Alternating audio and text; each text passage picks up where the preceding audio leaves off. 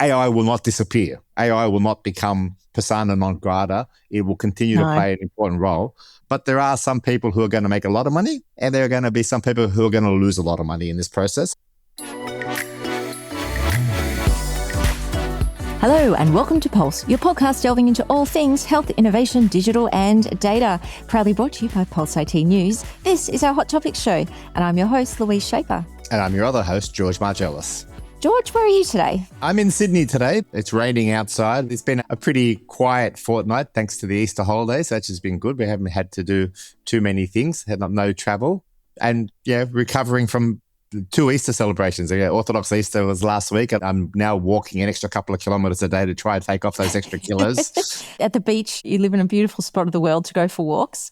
Yep, you do appreciate it. And we're about to go into a very busy time. We've got ITAC, we've got Digital Health Festival, we've got a whole bunch of things coming up. So it's going to be very busy. What about you, Louise? You're home as well? No, I'm in Canberra in a pillow fort in an Airbnb that I've built just for today's recording. Yeah, new listeners to Pulse wouldn't know, but people who've been listening to us for a while would know that my dad died last year, and my dad was a Vietnam vet, and Anzac Day has always been a really big deal in our family. And literally the day after my dad died, Mum said, what about we all, as a family, we go to Canberra next year for Anzac Day as a tribute to your dad? And of course, I'm the Virgo A-type personality. So I'm like, excellent, but I've got to find an Airbnb. Like, what's the possibility I can get a house that's going to fit 12 adults and a dog? Anyway, so I got on Airbnb, made the booking. This all happened the day after Dad died. And here it is. So we're doing a few things for Anzac Day. And one of the cool things, George, is there is a painting of my dad in active service, which is in the War Memorial. And every time we've been there, I've never seen the painting because I guess they have a lot, so they rotate them around. Apparently, it's not going to be actually up in the gallery this week, but they're giving us access to their archives. And so we'll be able to go and see my dad's painting. So yeah, we're doing that as well as other Anzac Day things. And that's why I'm in Canberra. That's an amazing story. I'm really glad you have that opportunity to do that. In Greece, we say when someone passes away, may their memory be eternal. And obviously, in this case, the War Memorial is going to great lengths to ensure that your father's memory is immortal. And I think that's a fantastic thing. And let's keep in mind, now Anzac Day is coming up. The world is currently in a bit of turmoil, but we really should be thinking about those brave men and women who have basically given up their lives and fought for our freedoms. And whilst we don't want any more to happen, the fact is that in the past, people like your father did a great service for this country, and we really should respect that and give our gratitude. Yeah, that's right. So yes, this podcast will drop the day before Anzac Day. Friday is when we're going to go see my dad's painting. Excellent. So yeah, it's going to be a very emotional time, but I think my dad would be really pleased that we're all here together using some of the inheritance money that he left Mum. No. So it's all on my dad, the trip. I'm sure he's appreciating it wherever he is. Yeah, that's right. Shall we get to our hot topics, George? Let's go. All right. Now, we've been talking on the pod for some time about how patients are already using AI for their health and what that means for traditional healthcare. Well, we have actual new data on this topic because Microsoft have just published a paper in Nature Health that opens up the lid on what people are actually asking Copilot when it comes to their health. They analysed over 617,000 de-identified health conversations in January 2026, so just for 1 month. And it's been the largest empirical look we've had at what patient AI use looks like at scale. So what are people using AI for? The answer is they're not just experimenting, they're not just researching, they are using it for care. Around 40% of queries were framed as health information, but when you look closely at the data, many of those queries were actually about specific conditions, treatments and decisions. So this is not about abstract learning to pass a test. There is this direct use. So roughly 1 in 5 conversations involve personal symptom assessment or condition management. So people asking questions about their own health. And the night shift was an interesting pattern to pay attention to, and it makes perfect sense because personal queries rise sharply in the evening and overnight, exactly when traditional healthcare is least available. And the device data was also interesting to have a look at. Symptom-related questions are more than twice as common on a mobile phone compared to a desktop. So, the person lying in bed at 2 a.m. on their phone, the way they're interacting with AI for their health is something fundamentally different to something that you'd use at a desktop during the day. 1 in 7 of these personal health queries is about someone else, a child, an aging parent, a partner, showing that AI isn't just a patient tool, it's a caregiver tool. Now, it is worth flagging the caveats here because every author on this paper is a Microsoft employee.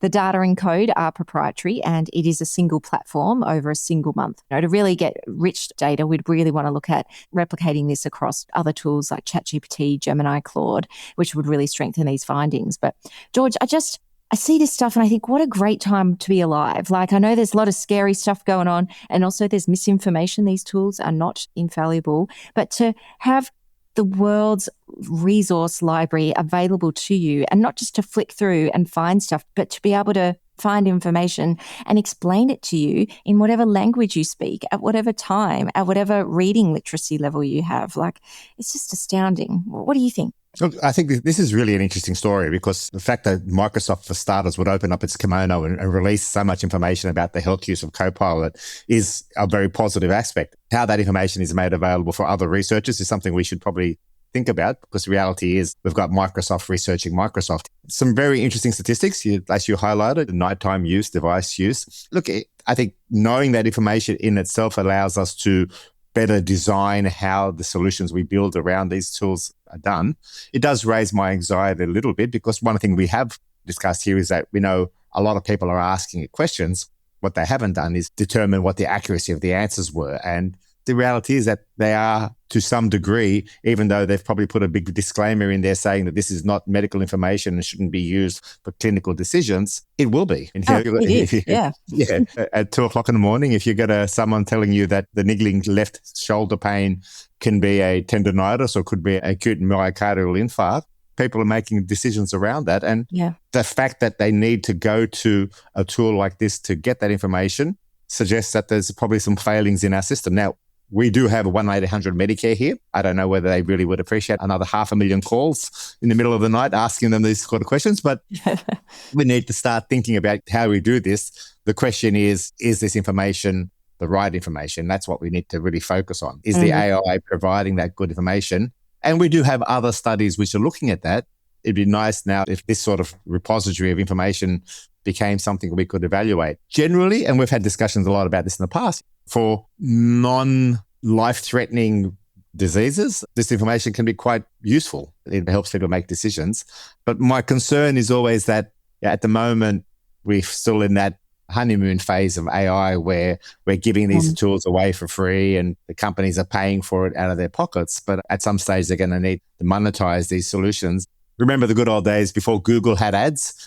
Or before sponsored hits were the top of your list when you could rely on them. But now, will some of these things be influenced by commercial decisions? That's something we need to think about. And I'm sure that they will be. And then that could be an issue because you grow in a reliance on them. I think a lot of this stuff, it all comes down to equity discussions, doesn't it? Because when they take it away and if you have to come up with $10 a week even, a lot of people wouldn't be able to afford $10 a week. And all of a sudden, they don't get access to this information? That's not right. And if you go down that advertising model, then you've seen how some of these ads have gone down to, potentially scam type models or potentially milking models, and people will subscribe to things. The other thing, of course, is that, is there any follow-up? So, if you were to call your GP at 3:00 in the morning and he did answer and you were to tell him, I'm having a bit of chest pain, he'd probably organise for you to go to hospital, and a good GP would probably ring you up at 7:00 in the morning and check that you have gone to hospital and follow up.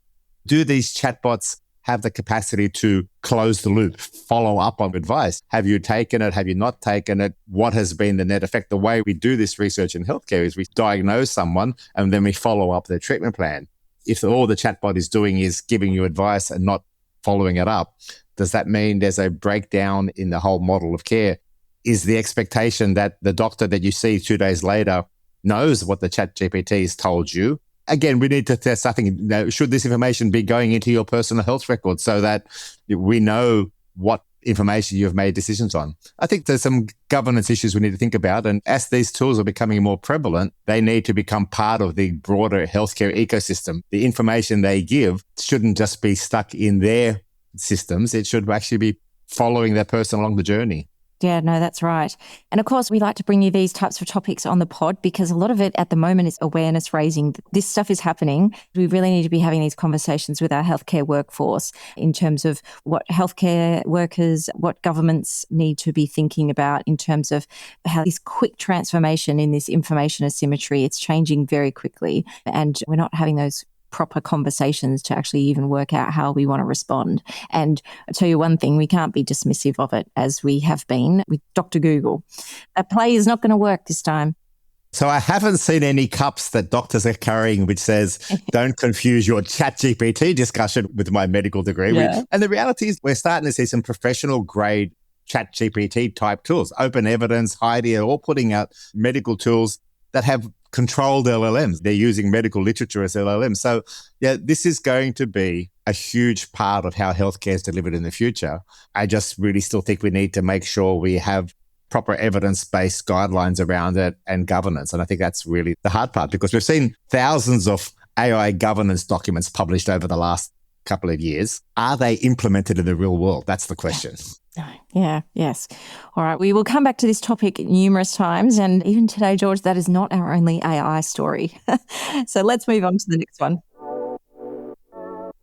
So for our next hot topic, we've gone from patients using AI to patients generating data the system isn't really capturing. A new Nature Health paper from researchers at the University of Pennsylvania, they analysed over 400,000 Reddit posts from people taking GLP-1 drugs such as Ozempic and Wegovy.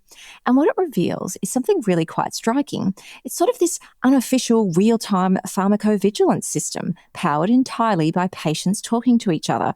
The researchers called it computational social listening. So LLMs, they mapped the patient language to medical terminology at scale, and that's never been possible before, not until recently. And about 44% of users reported at least one side effect. Now, most of those side effects are expected: nausea, vomiting, gastrointestinal issues. But other symptoms were less well captured in trials or on drug labels, so things like fatigue, menstrual changes, and temperature-related symptoms like chills and hot flushes. Now, clinicians will be rolling their eyes thinking, why the hell are we talking about Reddit? Because none of this stuff would be considered clinical evidence. It's self-reported, it's messy, it's unverified, but it is signal, because what patients say to each other is often different to what they report in a clinical setting. Plus, it's the timeliness of the information. So as opposed to the regulator's adverse event reporting system, and that depends on voluntary paperwork, patient discussions on social media could be an early warning system. And so the question is, do we start listening to this stuff? Do pharma companies start seeing Reddit and other social media tools as valuable data collection? And will the regulators agree? So, George, what do you make of this, using social media as a pharmacovigilance tool? Do you think you could see the day that the TGA or FDA would be formally incorporating this type of data? I think this was a very interesting article, and I'm pretty sure that whoever invented Reddit never foresaw the day where they would be quoted in Nature, which is one of the most prestigious academic journals in the world.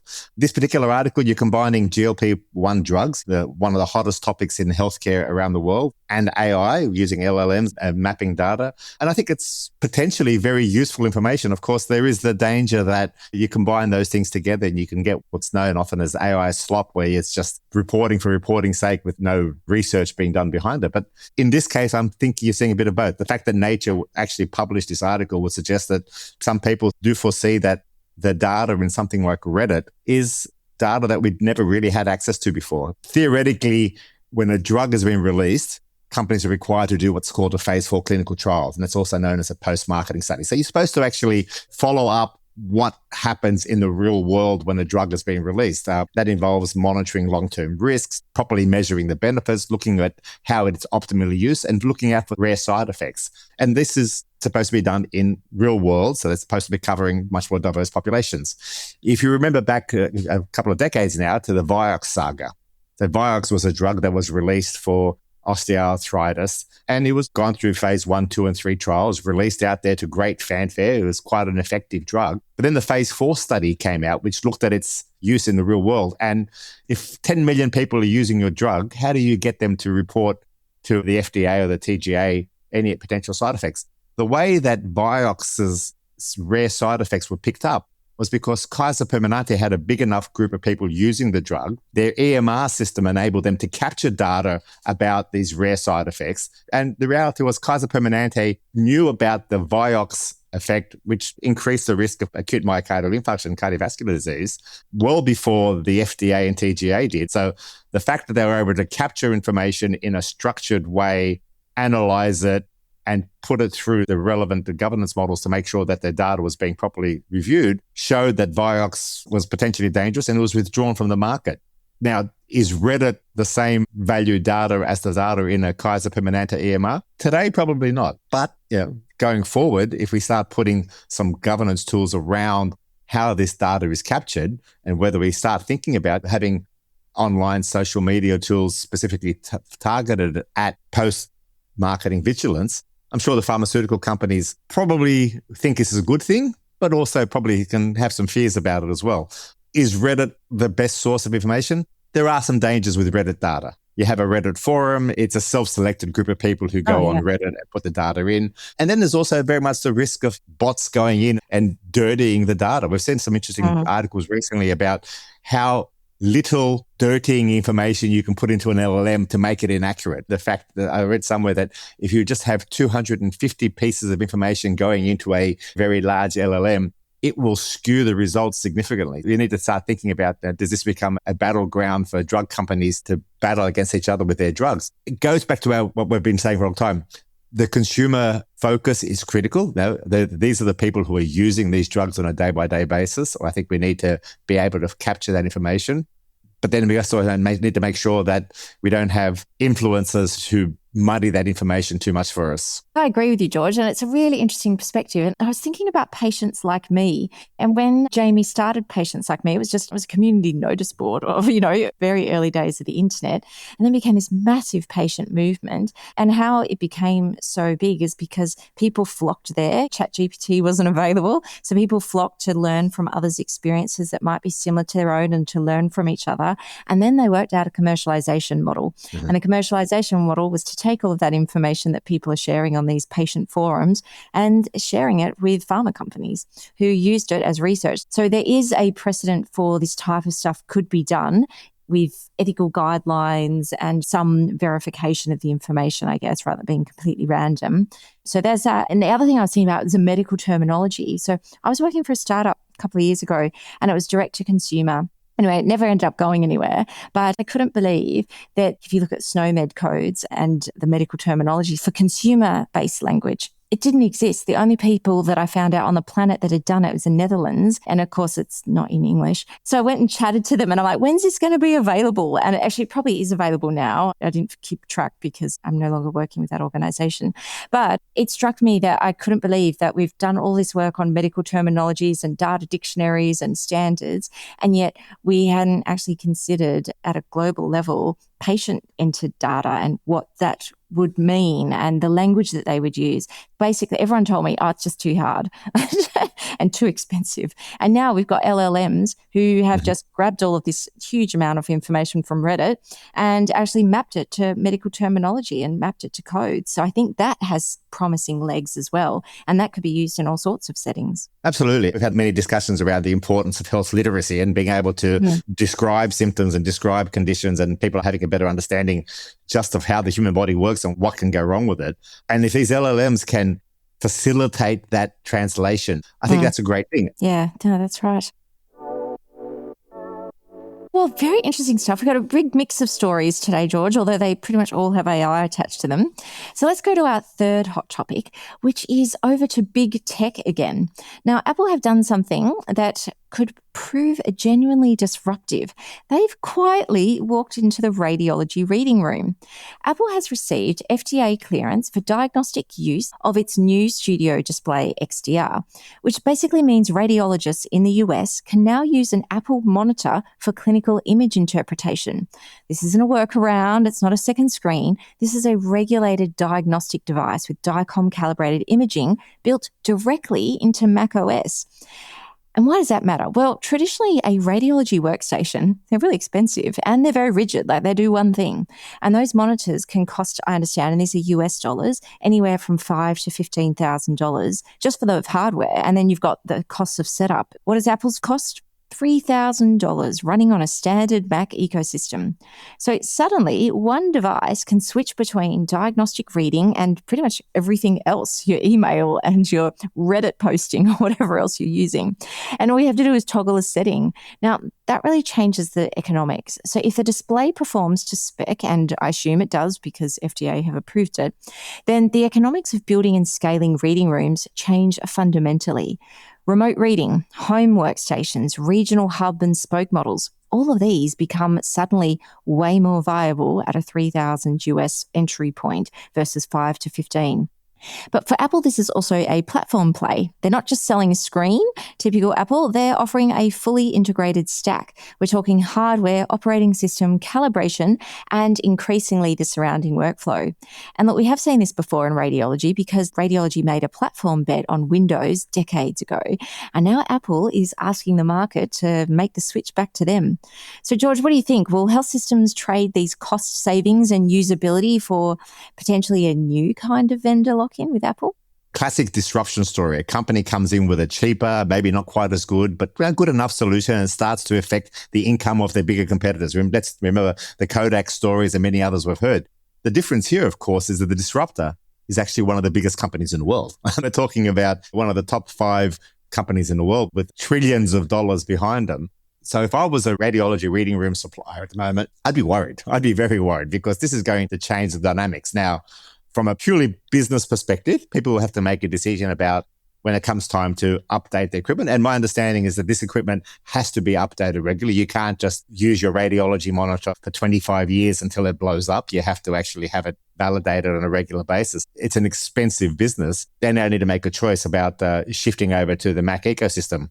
I've always been a Windows person, but I know a lot of people are purely Mac people. And I know a lot of my clinician colleagues love their Macs. So if they can then start integrating that into their greater environment, it also raises the question about, yes, the radiology reading people use these dedicated equipment. But when you go visit your average surgeon or another clinician, they often are looking at DICOM images on their normal PCs or on their desks. If they can actually now have a regulated, high-quality device on their desk, does that mean they're more likely to use it to make better decisions? Yeah. When you're viewing these scans, you're looking for very minute changes. You're not looking for a big black box in the middle of someone's stomach. You're looking for fine increments in various parts of the body. This may well mean that this becomes normal for your GP or your consultant surgeon to have one of these on their desk. The other question, of course, is that if this takes costs out of the system, is that reflected back to the healthcare system? Now, the money that's saved on these expensive devices, does that mean that we get better reimbursement on our imaging, or does the imaging company take that money and run away? So there's a whole bunch of financial concerns, but the mere fact that we're now starting to see $15,000 to $20,000 devices replaced by $3,000 devices is significant. Yeah, the radiology community have been amazing. Like, they've always been really cutting edge as a clinical specialty when it comes to cutting edge tech. Not quite as much as you optometrists, George, but radiologists have always been ahead of the game. And of course, they've always seen that AI could replace a lot of the traditional work of radiologists. And instead of shying away from that, they've made concerted efforts as a profession to cement their position by embracing tech, which is really great. But yeah, we may start seeing these Apple monitors everywhere, for that price differential is significant and no one's given healthcare more money. We may want to talk to one of the current suppliers and see how concerned they are about the shifts. And that's the reality of the world. The disruptive markets changes are definitely a real thing. Yeah, absolutely.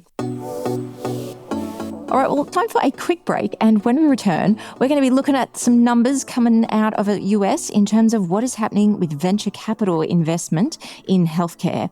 So stay tuned for that. And we're also going to be talking about bioforecasting or preemptive health. Back soon. Welcome back. Now, guys, we are going to be looking at venture capital funding in digital health. If you've been waiting for a big rebound in digital health funding, I'm sorry, this is not that story. Now, 2 new reports from Silicon Valley Bank and Rock Health in the US paint a very different picture of where the market is heading in 2026. So the good news is that investment, yes, it is still flowing, but it is becoming more concentrated, more selective, and no surprises there, much more focused on AI. According to Silicon Valley Bank, nearly half of all healthcare venture investment in 2025 went to AI-enabled companies. Half. And Rock Health's Q1 2026 data shows that trend continuing. So basically, capital isn't spreading across the ecosystem. It's clustering around fewer companies, but checks are larger and they're backing perceived winners.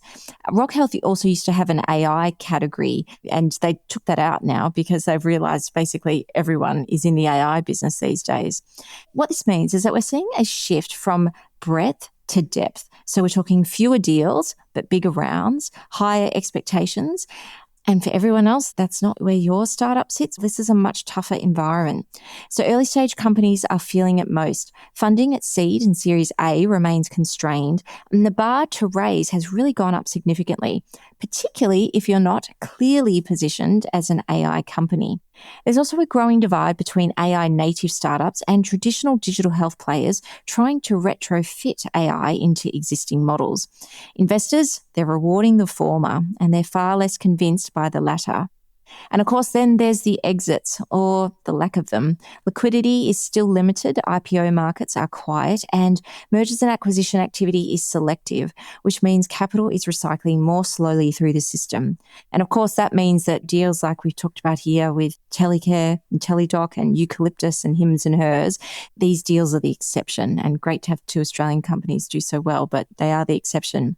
So look, capital is still there. Total healthcare investment was $46.8 billion US dollars in 2025, but that was down 12% on the previous year. The peak was $68 billion. And yeah, these are big numbers. And that was, of course, telehealth era of COVID in 2021.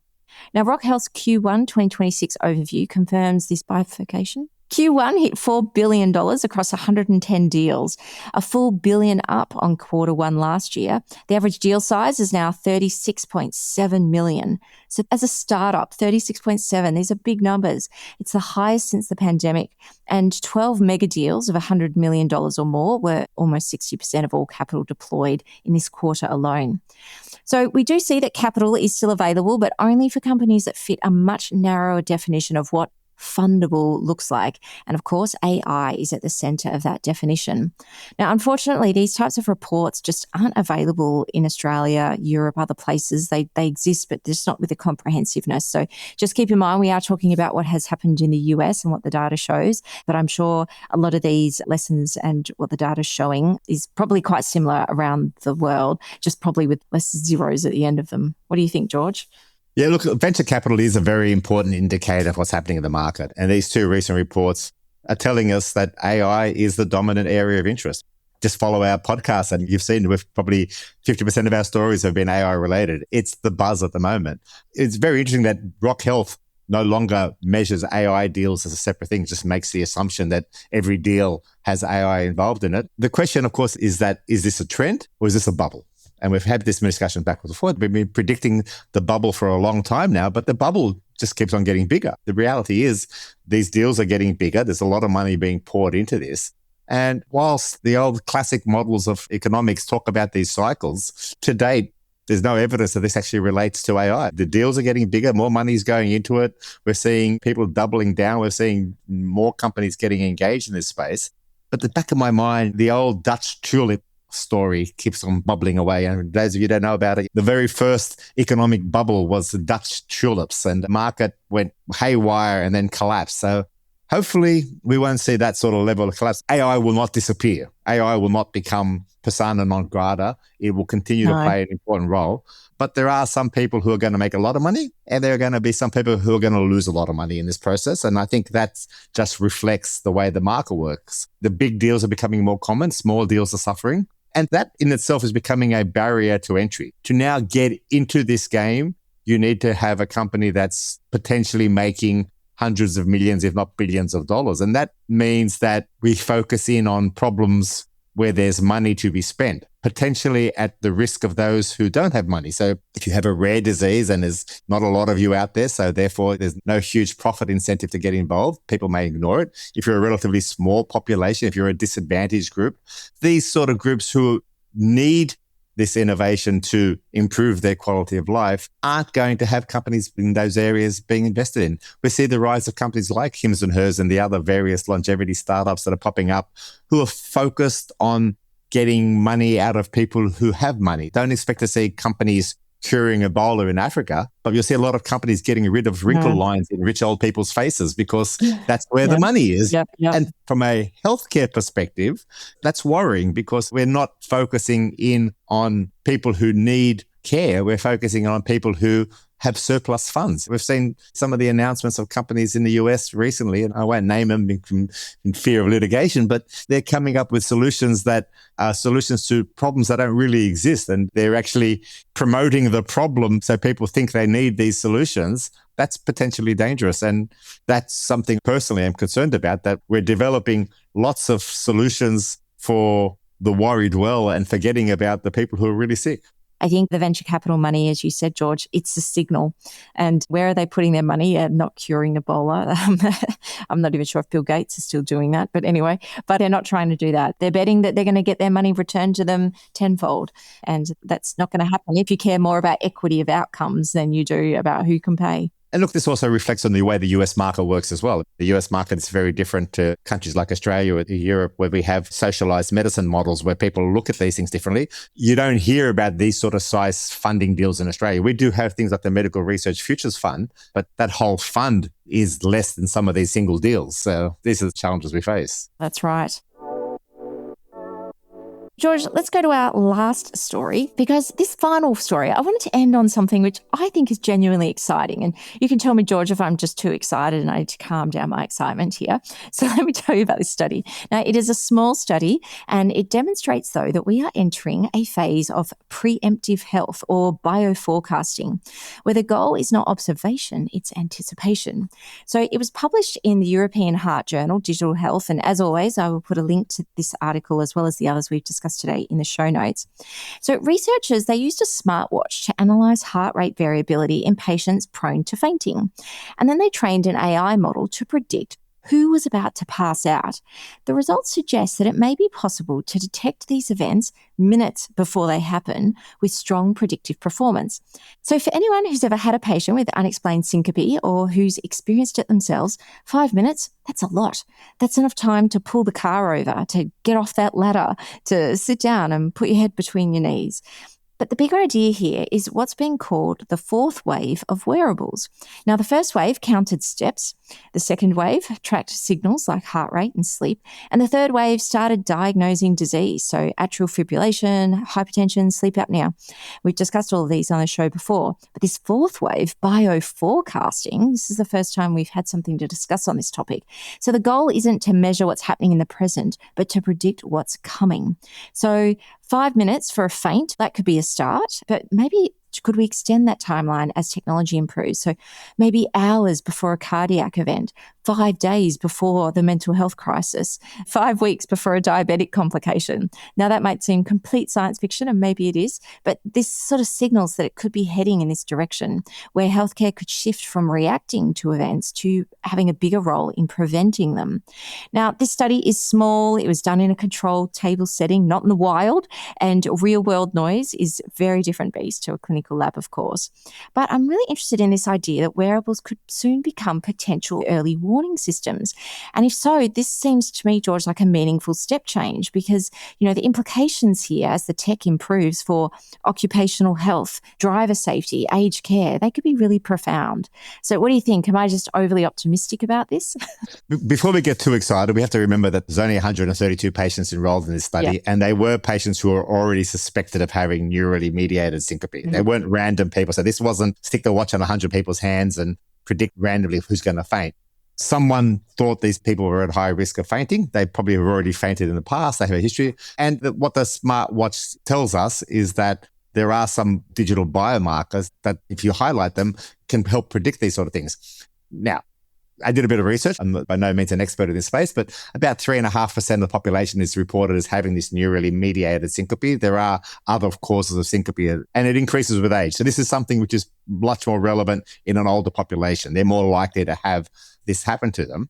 And these tools for the right people, for the right population. So if you've got a 75-year-old who's at high risk of neurally mediated syncope and is driving a car, as you highlight, 5 minutes warning that you're likely to have an event in the next 5 minutes gives them that opportunity to pull over. We have seen some horrific stories in the past about people who have had medical events while driving and caused significant harm. So I think the concept of bioforecasting is a great concept. We need to do a lot more work on it. But we need to start thinking about this concept of digital biomarkers. Right? And that in itself is a fascinating area. When I was a med student, devices that could track heart rate variability were tens of thousands of dollars. These were specialized equipment which needed an engineer to calibrate them and needed a trained person to install them. And now they're sitting on your Samsung watch. And I have a Samsung watch and it does heart rate variability. I think one thing we need to highlight here, this is not Samsung saying that they're doing this. This is a third-party researcher who's taken data from a Samsung watch and analyzed it in a third-party tool. So your current Samsung watch is not able to tell you whether you're about to faint. So don't make that expectation. And heart rate variability in itself is a bit of a contentious issue. Some people think it has significant clinical utility. Others question it. Now, combine this with the other stories today. We have tools, your watch giving you information. You have Reddit giving us information. We have Copilot chats giving us information. All of a sudden, we're developing this huge pool of health data that we've never had before. And now we have to think about, okay, how do we use this data for the greater good? First of all, we need to make sure we have the right evidence-based governance around it. The fact that just because we can correlate data doesn't mean it's causative, and we need to take all those sort of things into account. We need to think about how we analyze this data, what are the protocols we use. And the reality is the current evidence-based medicine tools we use were not designed for this sort of data. So we need to start rethinking about what are the evidence-based tools that we use in this case. Double-blind, random control studies, open studies, time responses, those sort of things don't relate to this sort of data. They were designed for a different sort of research world. That in itself is probably an area of research that needs to be worked on. Then we also need to start thinking about the clinical utility. Does it add any value to it? The fact that we have this information, is it just telling us that diabetics are more likely to die from diabetic complications? And then we need to start thinking about this real-time risk model. What does this mean for an individual in the real world, knowing that their heart rate may drop 15 beats a minute before they collapse? Does that actually have a clinical utility? So I think there's a lot of work to be done here. I think there's a fascinating area of research. I think this is where AI may shine in enabling us to analyze these huge amounts of data in real time. Kudos to the guys who are writing the article. I don't think it's going to necessarily change the world in the next 12 months, but over the next 12 years, as we build on these data sources, I think we're going to have an interesting stage. And the watches, this way forward prediction, this is where we've been talking about personalized predictive medicine for a while. Data is going to be one of the main tools to do that, but we need to validate that data. We need to make sure there's proper evidence base around the use of this data for us to make use for clinical decisions. Yeah, absolutely. Oh, we should get Leroy Hood, see if he will come onto the show and talk about this. These actual tools, like where they shine light effectively into your skin and what they can tell from that. Like the tech is just getting really very impressive, and it's going to be better tomorrow than it is today. And then you combine that hardware ability with AI. Yeah, things could move faster than even Leroy. And this is really where the ecosystem comes into play, because the fact that you heard this article in the European Heart Journal in and of itself is a significant step. You know, the fact that journals like that are publishing these sort of stories suggests that clinicians are playing a much more active role in these technologies. So we're moving away from techno bros promoting technology to an integrated techno bro, clinician bro, gal, I don't know what the terminology is. And clinicians are pitching ideas around innovation. I think this is an exciting world we're living in. It is very exciting. All right, George, that comes to the end of our hot topics today. Now, do you have any recommendations for the Pulse Potties? As always, I've been listening to podcasts and reading books. I've just finished reading Bob Wachter's book on AI and healthcare. It's pretty good. This morning, I was listening to Eric Topol's podcast. I'm not sure whether we're supposed to be promoting competitive podcasts. But, I think Eric's fine. But I do love Eric Topol's podcast, and I have been listening to it for years. And he was interviewing the author of a book called The Infinity Machine, which is a book about Dennis Hassabis and DeepMind. Oh, I literally just downloaded that book on Audible yesterday. I haven't started it though. It sounds fascinating. I did the same thing. So I downloaded the book this morning as well. So the two of us will be listening to the same book at the same time. All right, then next show we record, we can discuss how far we've gotten into the book. So I just think this idea, keep an open mind and listen to various things and find these sort of things. Excellent. My problem at the moment is I can spend all my time reading about AI and healthcare, forget to do anything else. But good news is tomorrow is my day with Evie. So tomorrow I will have my attention totally focused on Evie. Oh, she will appreciate spending that time with Grandpa. I love it. Yeah. Enjoy your time in Canberra, obviously. Oh, I will. Thank you. And I've just got one recommendation for people, and that is, I'll put a link to the show notes. For many, many years, since 2018, a group of academics led by Karen Butler Henderson has established a digital health workforce census. So it's been running a really long time, and it's designed to get a picture of professionals that are working across digital health informatics, health information management data. That survey is coming out on May the 1st, and it's relevant for all Australian and New Zealand listeners. So we'll put a link in the show notes to that, and we'll give a shout out in future episodes as well. Really encourage people to complete that survey, and so we can get the data on what's actually happening in the workforce in this space. Excellent. Looking forward to that report, because again, we constantly talk about the role of the workforce in this case. So it's actually having some hard metrics about what's happening is important here. Yeah, absolutely.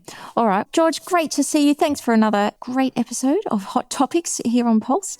Would you please read us out? So thank you all for listening to Pulse, brought to you by Pulse IT News.